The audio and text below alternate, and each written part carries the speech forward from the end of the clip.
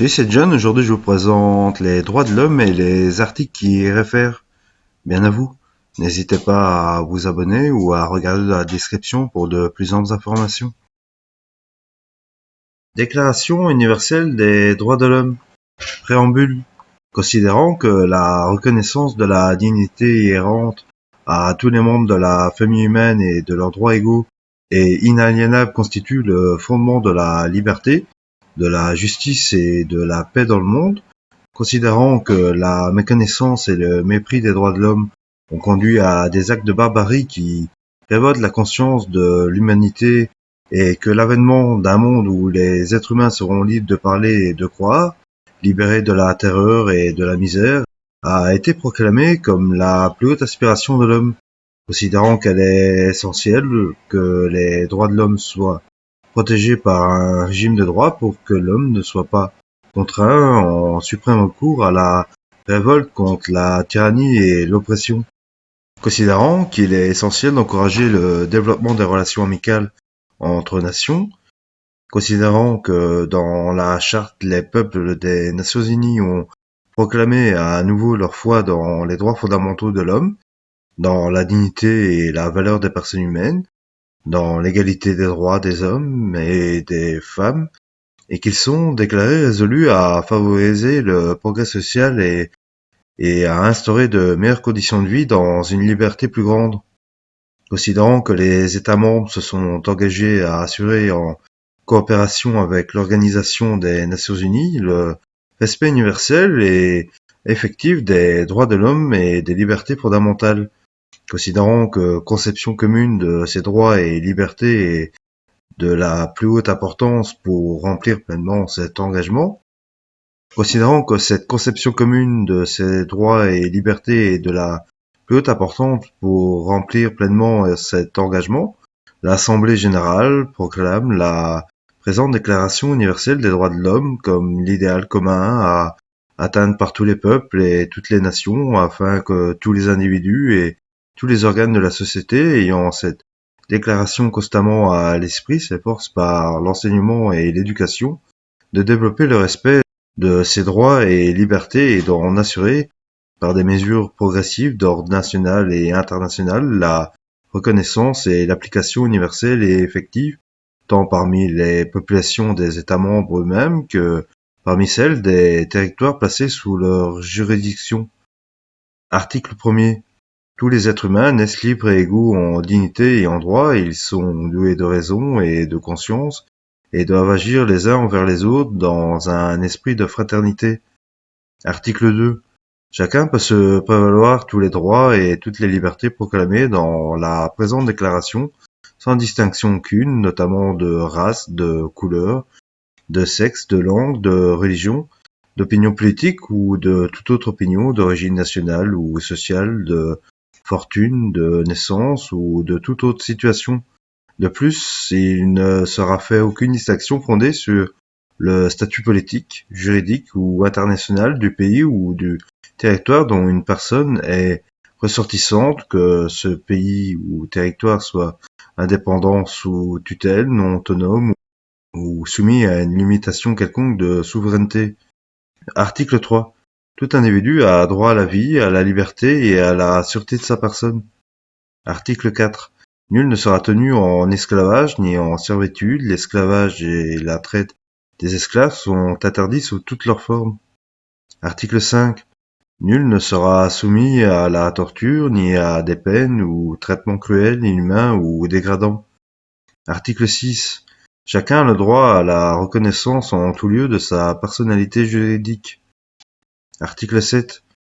Tous sont égaux devant la loi et ont le droit sans distinction à une égale protection de la loi. Tous ont droit à une protection égale contre toute discrimination qui violerait la présente déclaration et contre toute provocation à une telle discrimination. Article 8. Toute personne a droit à un recours effectif devant les juridictions nationales compétentes contre les actes violant les droits fondamentaux qui leur sont reconnus par la Constitution ou par la loi. Article 9. Nul ne peut être arbitrairement arrêté, détenu ou exilé. Article 10. Toute personne a droit en pleine égalité à ce que sa cause soit entendue équitablement et publiquement par un tribunal indépendant et impartial, qui décidera soit de ses droits et obligations, soit du bien-fondé de toute accusation en matière pénale dirigée contre elle. Article 11. 1. Toute personne accusée d'un acte délictueux est prisonnière innocente jusqu'à ce que sa culpabilité ait été légalement établie au cours d'un procès public où toutes les garanties nécessaires à sa défense lui auront été assurées. 2. Nul ne sera condamné pour des actions ou omissions qui, au moment où elles ont été commises, ne constituaient pas un acte délictueux d'après le droit national ou international. De même, il ne sera infligé aucune peine plus forte que celle qui est applicable au moment où l'acte délictueux a été commis. Article 12. Nul ne sera l'objet d'émissions arbitraires devant sa vie privée, sa famille, son domicile ou sa correspondance, ni d'atteinte à son honneur et à sa réputation. Toute personne a droit à la protection de la loi contre de telles immixtions ou de telles atteintes. Article 13.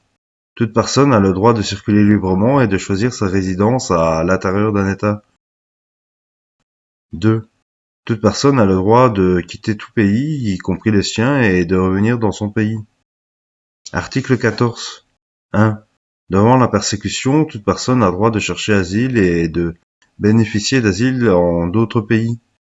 2. Ce droit ne peut être invoqué dans le cas de poursuites réellement fondées sur un crime de droit commun ou sur des agissements contraires au but et aux principes des Nations Unies. Article 15. 1. Tout individu a droit à une nationalité. 2. Nul ne peut être arbitrairement privé de sa nationalité ni du droit de changer de nationalité. Article 16.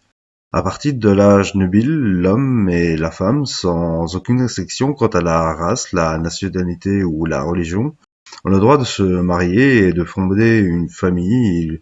Ils ont des droits égaux au regard du mariage, durant le mariage et lors de sa dissolution. 2.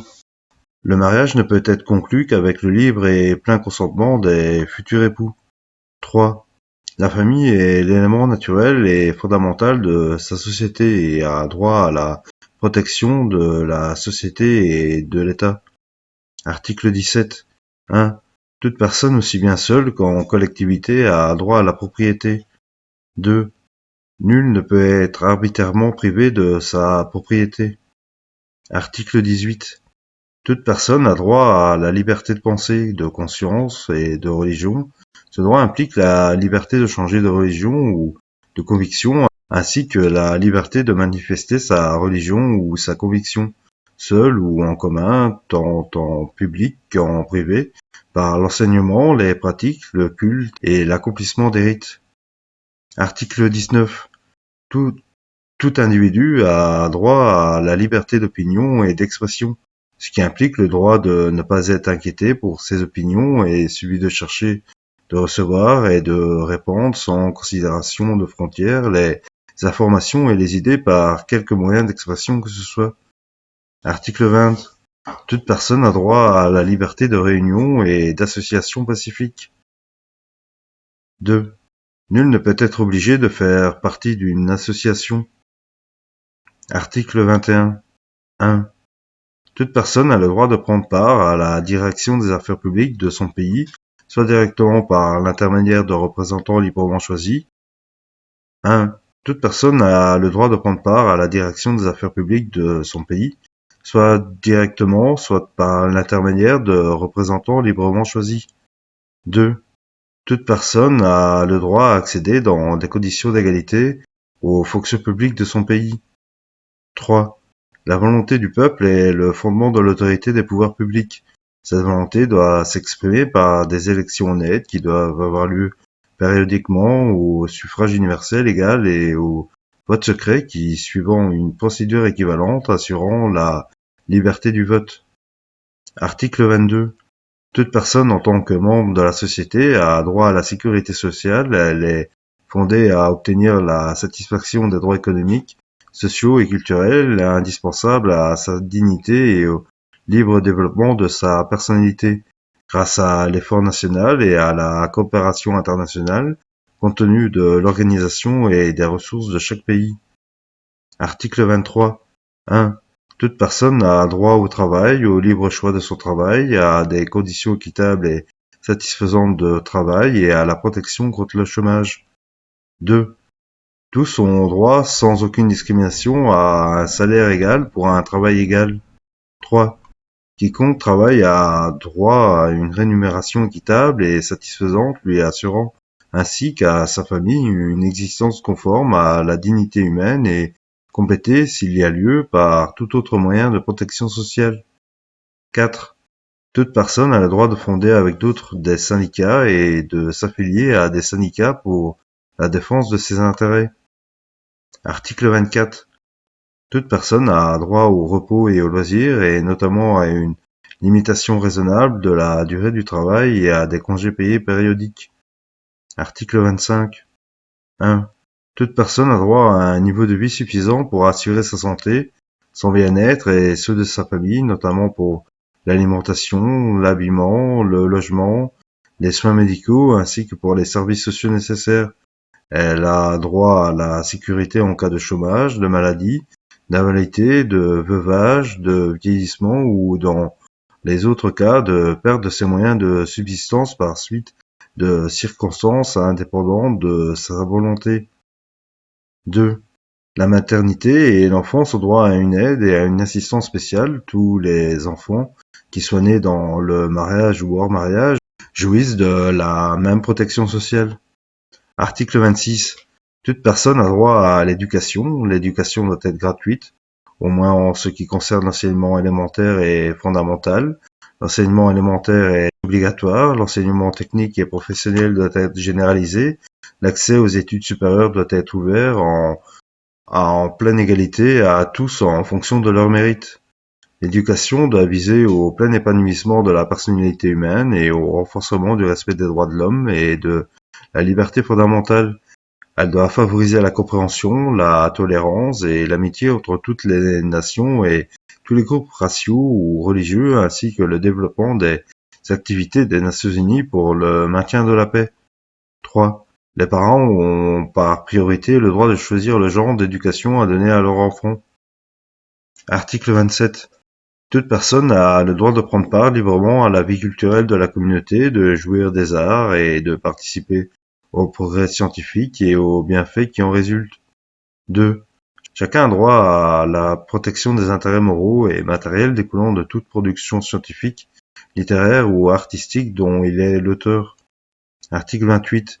Toute personne a droit à ce genre de règne, sur le plan social et sur le plan international, à un ordre tel que les droits et la liberté énoncés dans la présente déclaration puissent y trouver plein effet.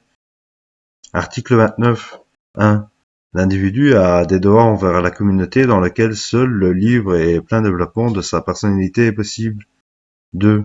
Dans l'exercice de ses droits et dans la jouissance de ses libertés, chacun n'est soumis qu'aux limitations établies par la loi exclusivement en vue d'assurer la reconnaissance et le respect des droits et libertés d'autrui, afin de satisfaire aux justes exigences de la morale, de l'ordre public et du bien-être général dans une société démocratique.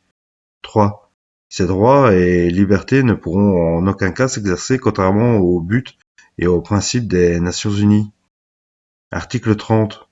Aucune disposition de la présente déclaration ne peut être interprétée comme impliquant pour un État, un groupement ou un individu un droit quelconque de se livrer à une activité ou d'accomplir un acte visant à la destruction des droits et libertés qui y sont énoncés. Voilà, c'était la Déclaration des droits de l'homme. J'espère que ça vous aura informé et que sera d'une utilité quelconque. Bien à vous.